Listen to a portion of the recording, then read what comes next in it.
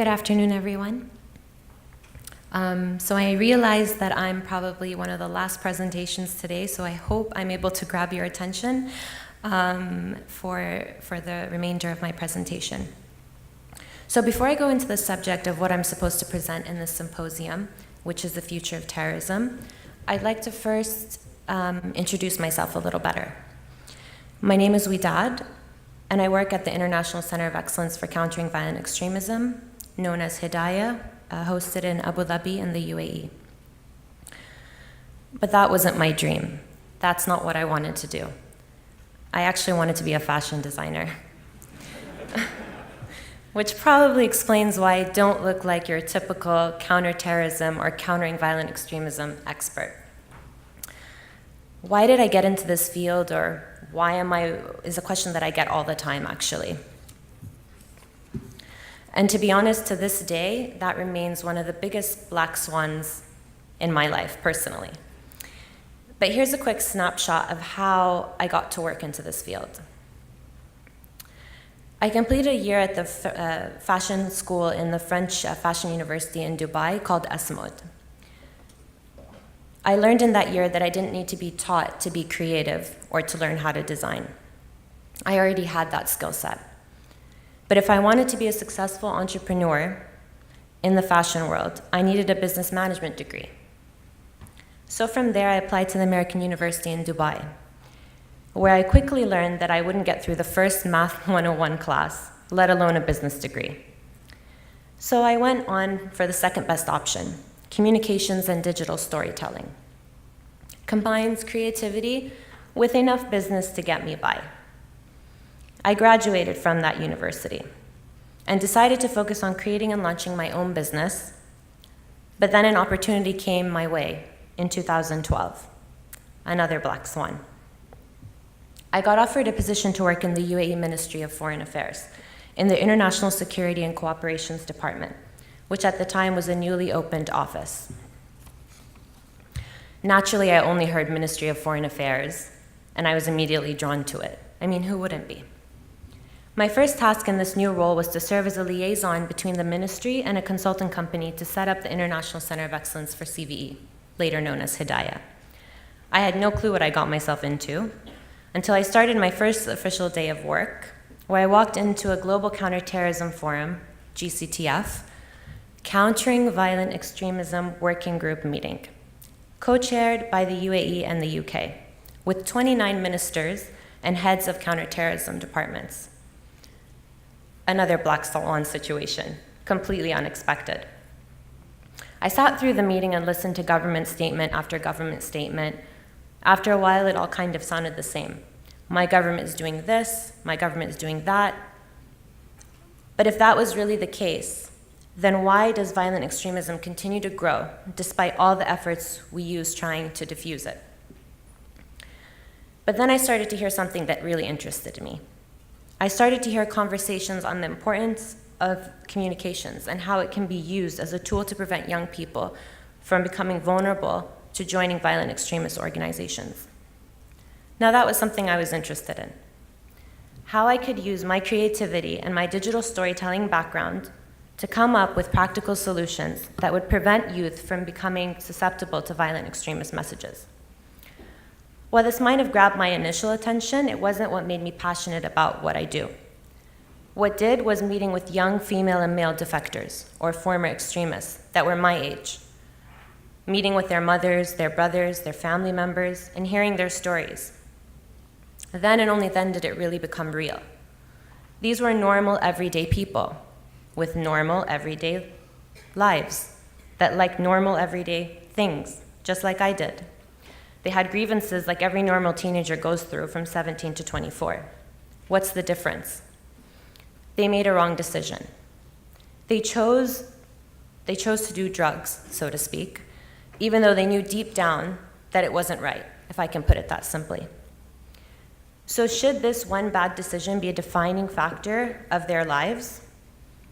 Now, while you sit on that for a second, I'm sure you're wondering what this really has to do with my presentation. Well, it has a lot to do with it. Because I was just like those young people out there who were motivated, passionate, and wanted to make a difference, What sets me apart is I got the opportunity and was empowered, where others were not. So why not provide youth with the opportunity and the chance that I had? Why not provide a structure where young people have the opportunity to influence and play a key role in policymaking? Or why not have youth make policies themselves? Or have a young person in a senior government position where they're able to influence change? We're in 2017, and we have yet to see any of these questions answered. And when you speak to governments about this, and no offense to any government, because I actually come from an organization where a lot of our programs are funded by governments, so I mean no disrespect by this, but they will say that they do empower youth by funding youth projects and giving them opportunities to speak at conferences and at panels and to host youth summits, but do these things directly address the grievances that young people have? I would say no. Youth need to be at the forefront of policymaking because they are the ones the most affected by violent extremism. They are the ones that are being recruited. Governments need to take a hard look in the mirror and realize the impact of social media and the ability to adapt policies and provide concrete solutions to real challenges.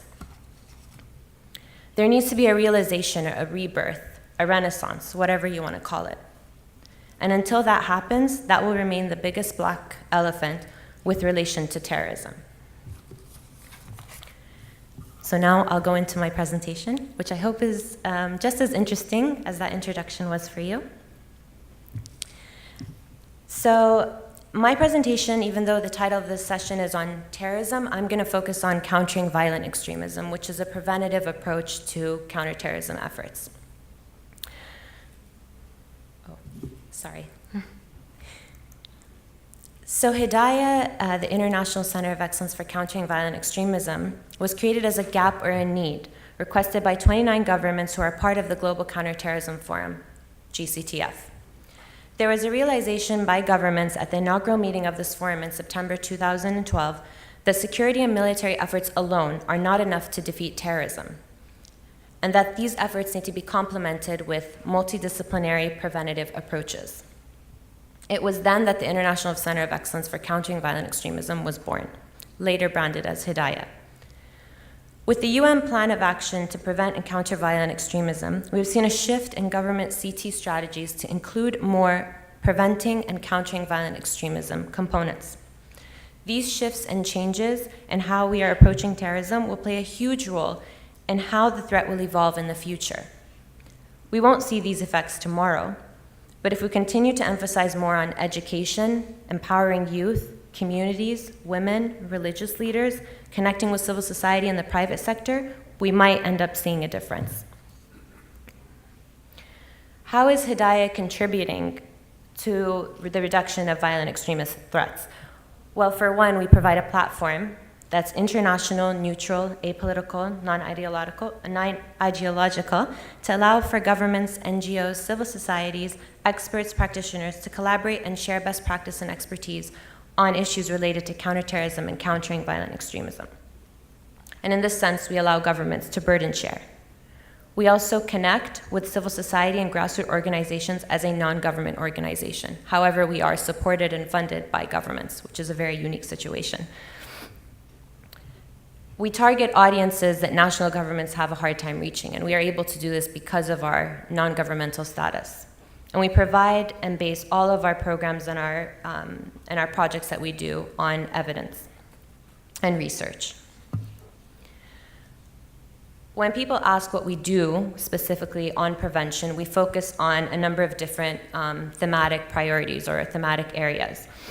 And these areas aren't areas that we've identified, they're areas that the international community has identified as areas to focus on when dealing with prevention efforts. So these are things like making sure that counterterrorism strategies have a more countering violent extremism angle to them. So the strategies that governments have include more education approaches. They include working with different community actors.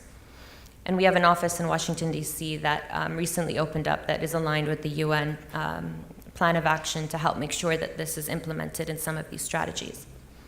We also look at the phenomena of foreign terrorist fighters, or more specifically now, returning foreign terrorist fighters. So what to do with those young people or individuals that have joined violent extremism groups and have come back, and how can they be reintegrated back into their society positively? We also look at the topic of communications and counter-narratives. So what is the important role that communications and technology plays? How can we make sure that we are promoting not just countering violent extremist messages, but at the same time providing positive alternatives? We can't just tell youth what they shouldn't do. We should provide an alternative for them. Another area we look at is education. So how to make sure that educators are aware of some of these warning signs, but not just warning signs, but making sure of how we can integrate some of these good practices that we've come up with into actual education curricula, and that's something that we are working on at the moment. We also look very strongly at community engagement. So how can we engage all actors in the community to create a more resilient community against extremism? So this is, again, religious leaders, women, youth, community policing, and that sort of thing. The problem is that some of these really good initiatives that are happening in the Middle East, and I know this was touched on yesterday, are sometimes not showcased, or they're not being transferred to other countries, so people don't know that they exist. So just like we heard in the first panel yesterday about Europe and the West, or China and the US, there are also models in the Middle East, and specifically from the UAE, that I think can be transferred and learned from, or adopted to fit any other local context. So now I'll just point to some black swans and black elephants from a countering violent extremism perspective. So I think the most obvious black elephant in the room with regards to this topic, I think, is that government policies and structures need to be adopted. They need to empower youth to hold senior government positions and to influence policymaking. And I think a lot of people would laugh at that, but I think that really does need to happen, because we're seeing that some of these policies are being developed, but they're not being developed with youth in the room. It's like us here today, right? We're talking about a lot of these things, but the target audience that we're trying to approach with this aren't in the room. So it's very difficult for us to really get that message across. And then I think some other black swans, more specifically, would be the label of programmings nowadays with countering violent extremism or counterterrorism to be able to get funding. And the reason I mention this is because labeling programs nowadays has become kind of a way to get funding. So if anyone wants to get funding for a program, they say, well, I'm countering violent extremism, or it's counterterrorism, and suddenly it'll get funded immediately. And I think that's a problem, because now we have an overproduction of initiatives and duplication of initiatives, and less cooperation and less collaboration, because everyone's trying to compete, right? And trying to say that I'm doing this, but not really trying to collaborate. And I think that's really a big problem. And that's going to continue to be a problem if we don't really address it.